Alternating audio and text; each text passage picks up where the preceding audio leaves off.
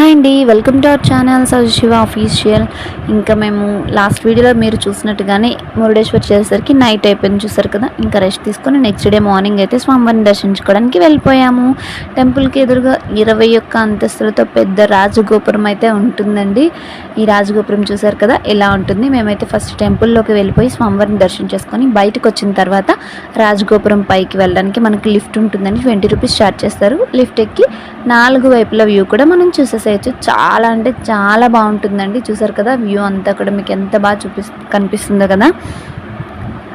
ఇదంతా కూడా ఇలా ఉంటుంది వ్యూ అయితే. ఇంక ఇది వచ్చేసి శివుడి విగ్రహం అండి, పైన ఉంటుంది, కొండపైన ఉంటుంది. కింద మీకు ఇక్కడ చిన్న చిన్న గుళ్ళ కనిపిస్తుంది కదా గోల్డ్ కలర్లో, అది మెయిన్ టెంపుల్ అండి, స్వామివారి ఆత్మలింగం ఉన్నటువంటి టెంపుల్.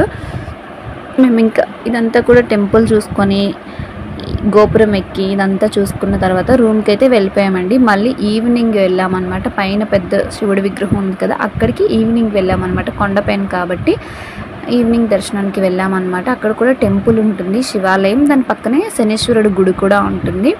ఈ పెద్ద శివుడి విగ్రహం కింద అయితే ఒక గుహ ఉందండి. ఈ గుహలో ఆత్మలింగానికి సంబంధించినటువంటి స్టోరీ అంతా కూడా శిల్పాలు ఇలా చెక్కి ఉన్నాయండి. వెనకట్ల వాయిస్ వస్తూ ఉంది. పిల్లలతో వెళ్ళినట్లయితే చాలా బాగా అర్థమవుతుందండి. పిల్లలకి మనం చెప్పనవసరమే లేదు, అంత బాగా అర్థమవుతుంది వాళ్ళకి. ఇవన్నీ చూసి వెనకట్ల వాయిస్ వింటూ ఉంటే ఇదంతా కూడా చూడడానికి కూడా 20 రూపీస్ ఛార్జ్ చేస్తారండి. లైట్ కాబట్టి లైటింగ్ చాలా బాగుంది. ఇండియా ఫ్లాగ్ కలర్స్ వచ్చిందండి, చాలా బాగుంది.